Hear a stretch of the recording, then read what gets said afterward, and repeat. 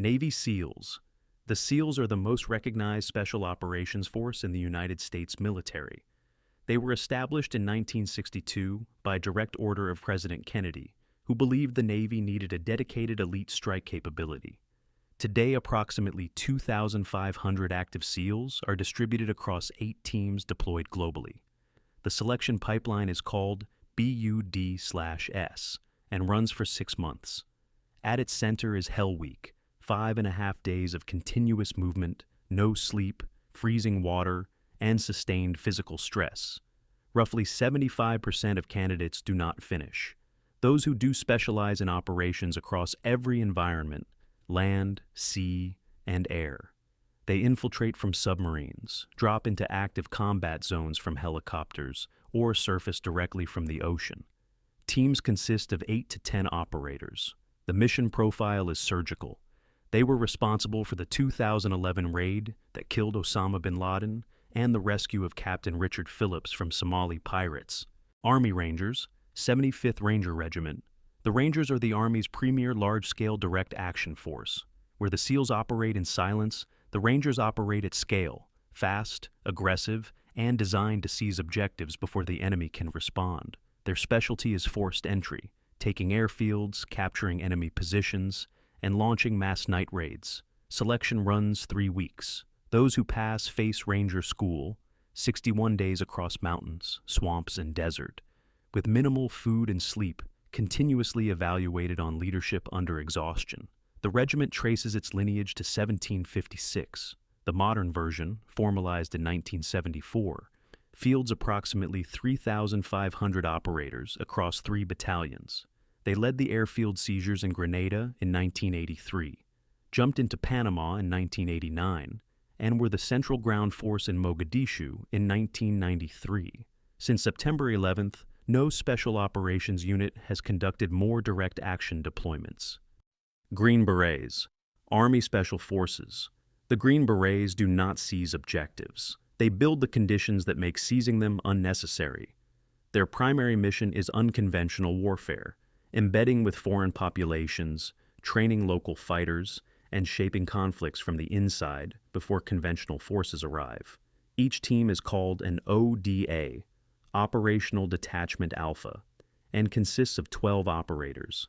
Every member holds at least 2 specializations across weapons, communications, medicine, and demolition. Most speak a foreign language at operational fluency. The training pipeline takes approximately 2 years. There are roughly 7,000 Green Berets active today, organized into 7 groups each responsible for a specific world region. They have operated in Vietnam, El Salvador, Afghanistan, Syria, and dozens of countries never formally announced. Their motto is De Oppresso Liber, to free the oppressed. When their work succeeds, the outcome appears to have happened on its own.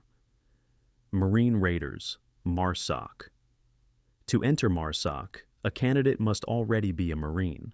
The selection pipeline runs 3 weeks in hostile environments with no fixed structure and no explanation of what is being measured. Candidates who meet every physical benchmark are still cut if they require external validation to keep functioning. The filter is psychological as much as physical.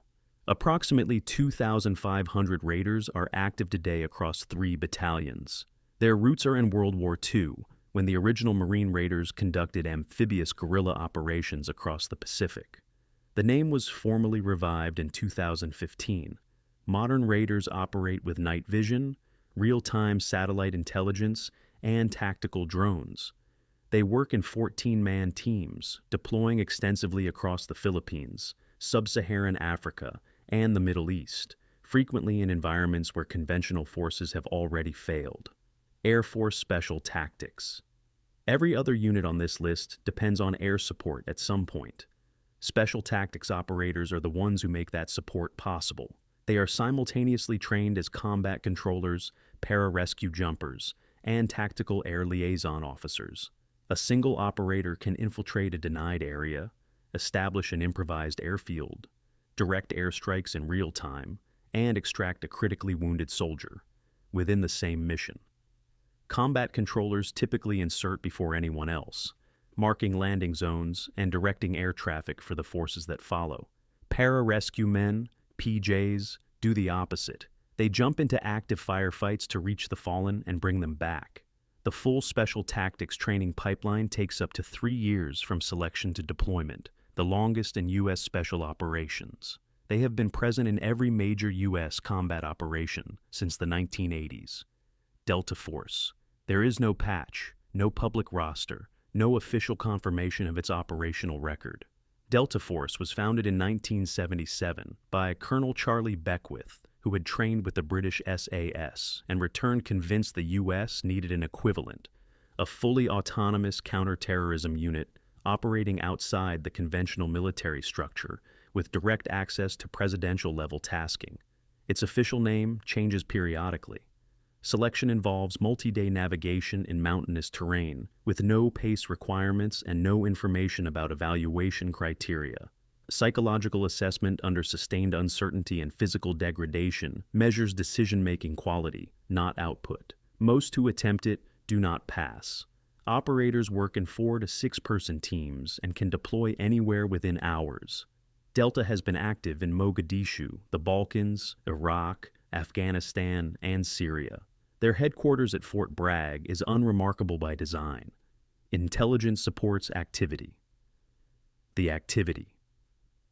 Most personnel inside the U.S. military are unaware this unit exists. The intelligence support activity was created in 1981 after the failed Iran hostage rescue mission exposed a critical gap. Special operations forces were entering high-risk environments without adequate human intelligence. The activity was built to close that gap. Operators deploy ahead of every other element, infiltrating target countries as journalists, business people, or aid workers. They spend months embedded in civilian environments, intercepting communications, mapping human networks, and locating high-value targets. Teams consist of 2 to 4 people. Their intelligence becomes the targeting foundation for Delta Force and DEVGRU operations. Without it, many of those missions would not have been possible. Their base is inside Fort Belvoir, Virginia, embedded within administrative buildings. Their operations have not been declassified. Night Stalkers. 161st, SOAR. The 161st Special Operations Aviation Regiment exists because in 1980, helicopters crashed in an Iranian desert and 8 men died.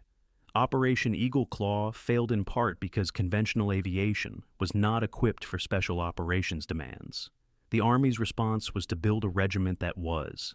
Night Stalkers fly modified MH-60 Black Hawks, MH-47 Chinooks, and MH-6 Little Birds with systems not publicly documented.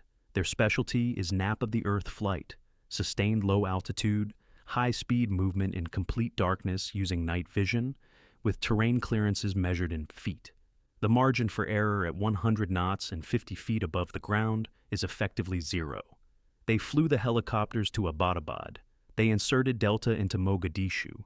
Their motto is, "Death waits in the dark."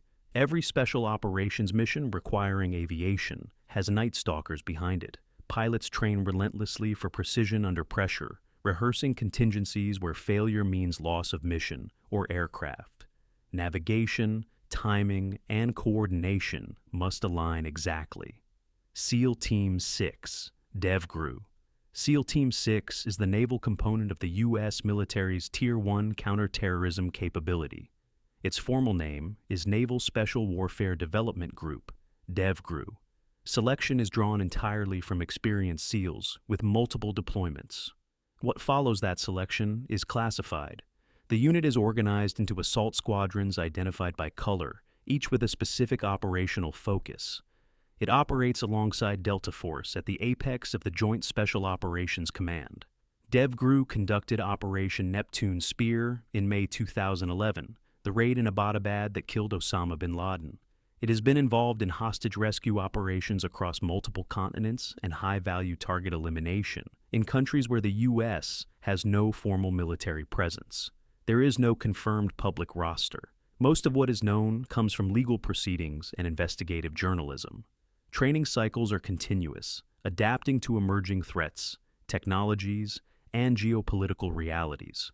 Operators are expected to perform across air, sea, and land with minimal support, often in denied or politically sensitive environments. The margin for error is effectively zero.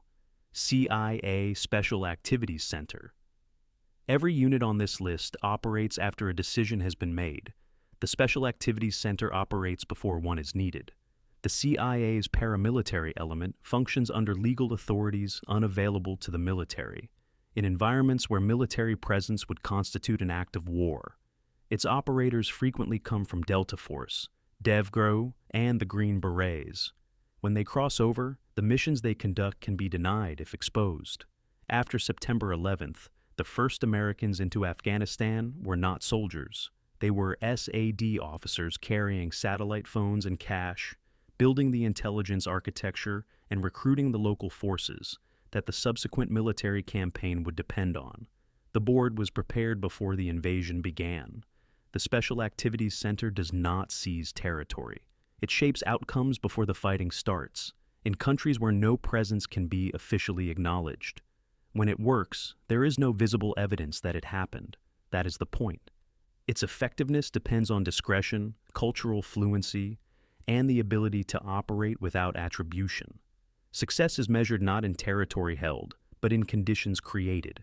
Alliances formed, threats neutralized early, and conflicts altered before they fully materialize into open warfare